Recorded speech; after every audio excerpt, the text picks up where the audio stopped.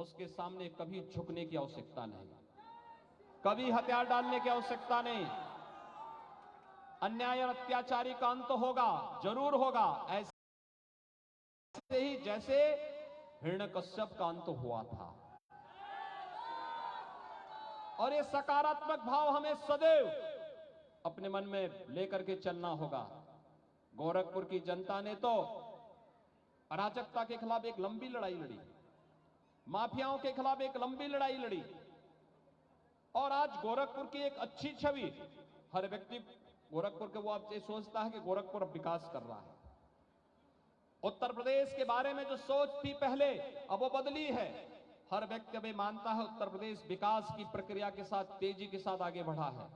यह विकास ही अंततः हम सबके कल्याण का कारक बनेगा, नौजवानों के रोजगार का कारक बनेगा, समाज के प्रत्येक तबके की समृद्धि और उनकी खुशहाली का कारक बनेगा। और विकास की इस प्रक्रिया के साथ जुड़ने के लिए कभी भी जीवन में निराशा अपने सामने नहीं आने देनी है। हमेशा उत्साह के साथ, उमंग के साथ, एक सकारात्मक सोच के साथ, लोक कल्याण के विराट भावना को अपने मन में अंगीकार करते हुए, उस विराटता का हिस्सा बनते हुए, जहां अच्छा हो रहा है उस अच्छे कार्य में भले ही सबसे पीछे के पायदान पर खड़ा होने का अवसर प्राप्त हो, लेकिन कभी मौके से चूकिए मत। बुरे कार्य में अगर कभी आपको आगे आने का अवसर प्राप्त होता है तो कभी आगे मत आना बुरे कार्य में। वो क्षणिक होता है, लेकिन कभी उसका परिणाम अच्छा नहीं होता है। और इसलिए सदैव अच्छे मार्ग का अनुसरण करते हुए हमें आगे बढ़ना है। उत्तर प्रदेश को देश की नंबर 1 की अर्थव्यवस्था के रूप में स्थापित करना है। उत्तर प्रदेश को अग्रणी स्थान पर आगे बढ़ाना है। और उत्तर प्रदेश के सभी 75 जनपदों में भी एक स्वस्थ प्रतिस्पर्धा होनी चाहिए।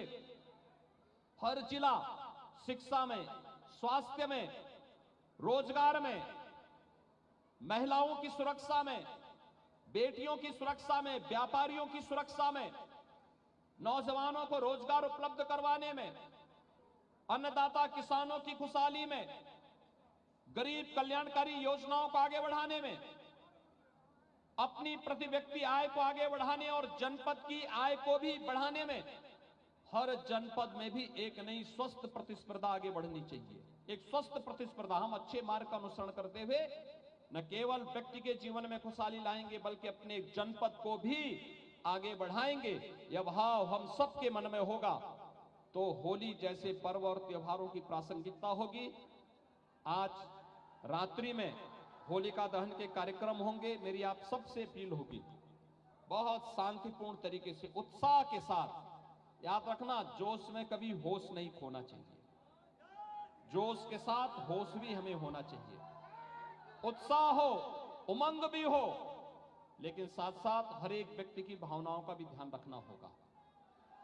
अगर कोई व्यक्ति अपने ऊपर रंग गुलाल नहीं डालना चाहता है, कतई मत डालिए। हो सकता है स्वास्थ्य खराब हो सकता है उनके पारिवारिक कोई समस्या हो।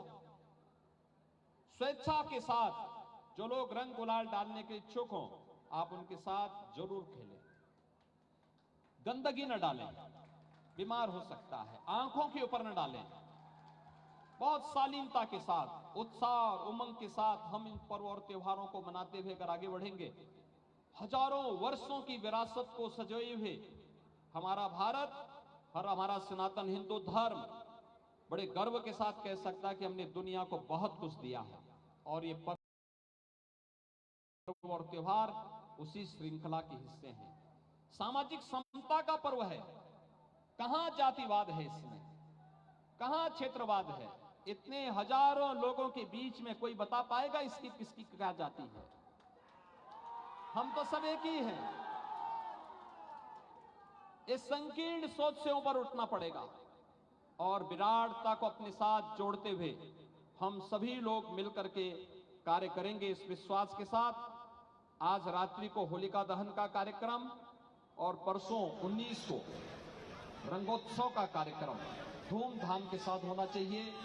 लेकिन कहीं भी कोई ऐसा कार्य नहीं होना चाहिए जो अनावश्यक रूप से शांति और सौहार्द के लिए अनावश्यक खतरा पैदा करे, अनावश्यक रूप से किसी को उसमें विघ्न बाधा डालने का अवसर मिले, ऐसी कोई भी स्थिति ना आने पाए।